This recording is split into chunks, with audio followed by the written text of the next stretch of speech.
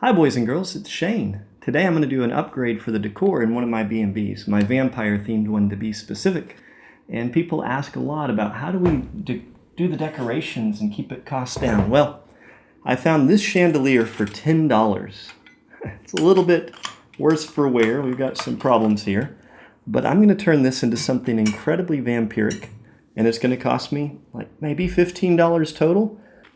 All right, wear gloves when you use epoxy sculpt. Let's grab equal parts. So we're going to do part A and part B. I like to roll them into little balls and get them approximately the same size. So now I've got two clumps that are about the same size. We're going to squeeze them out and then roll them up and knead them together. There we go, it's all kneaded together. Our very first one.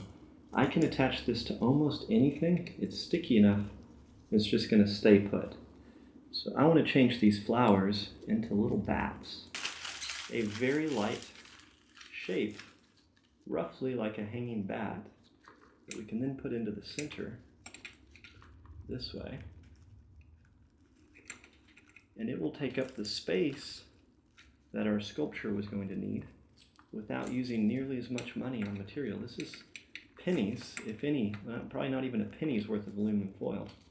And it will save me dollars worth of epoxy sculpt.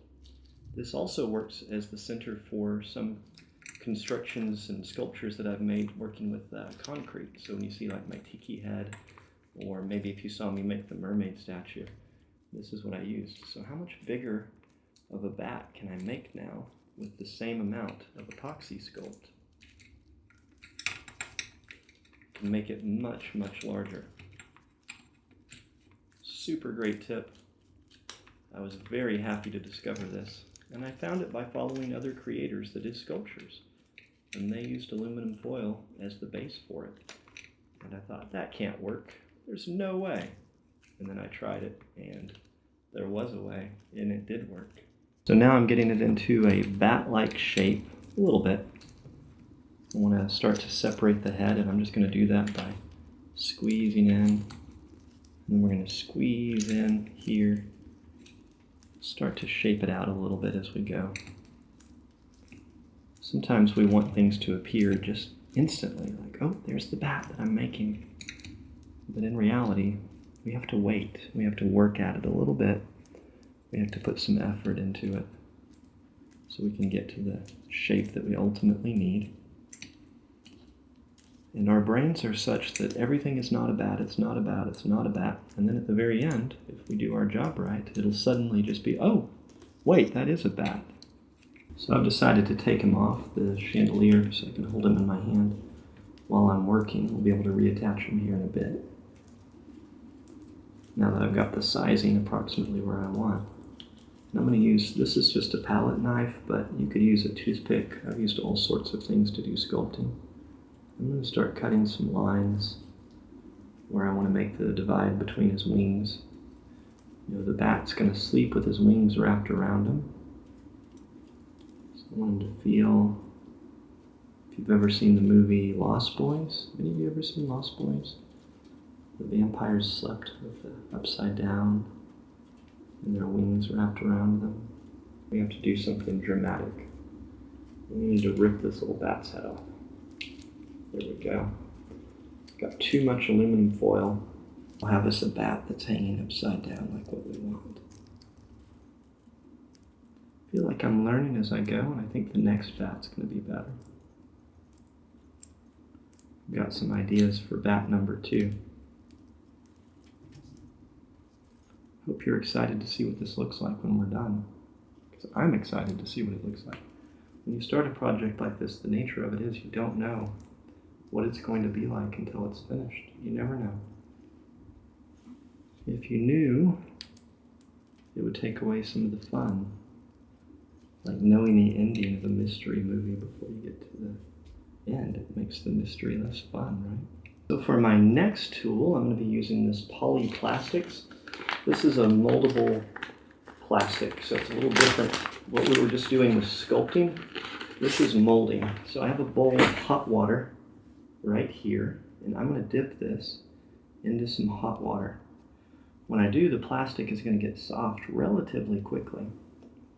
That's going to allow me to mold it. The reason why I'm going to use this is I think the next bat, I want to make its wings be open. So now it's heated up. Not quite enough. Let's let it heat a little bit more. It kind of gets sticky when it heats up. This stuff is amazing, and this does not cost very much. You can get this online. Alrighty, there we go. So now I can bend it. Let's make a kind of a wing shape here. There we go. So this will be the structure that we're going to build our next bat on.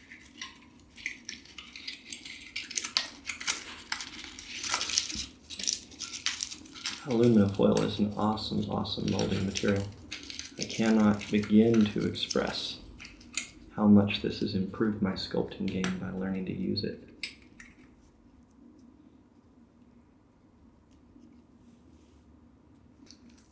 If you enjoy my content, make sure to follow me on all the social medias you can, and be aware that I do have an imposter on the FB.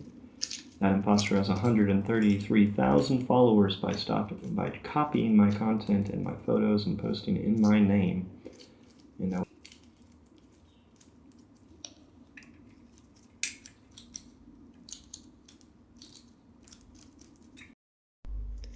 All right, so we've got all the bats made. I like this one. I like that one.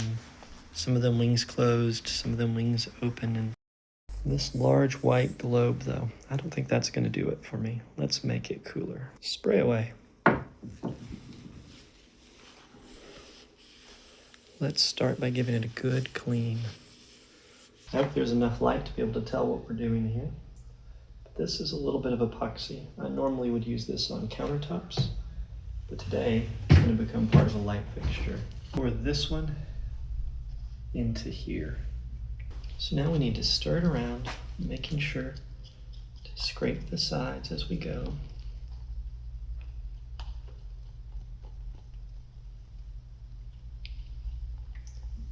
And this has a long work time. I normally use this on countertops.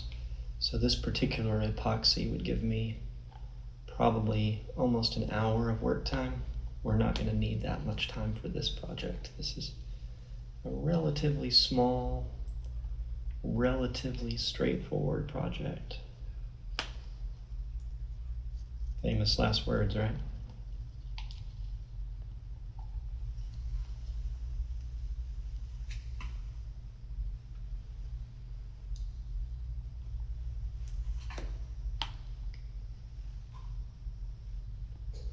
Okay, I'm going to let that sit there for just a little bit.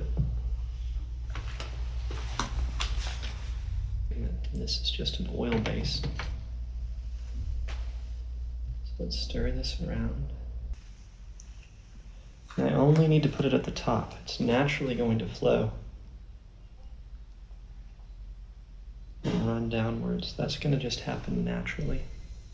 Normally I'm trying to imitate something like marble or the ocean when I'm doing something with epoxy. In this particular case, I think gravity will take care of everything. I'm not going to have to fight it at all. I think just the nature of gravity will bring the effect we need. We're going to paint these candle drips a nice blood red. Use a big brush that's soft.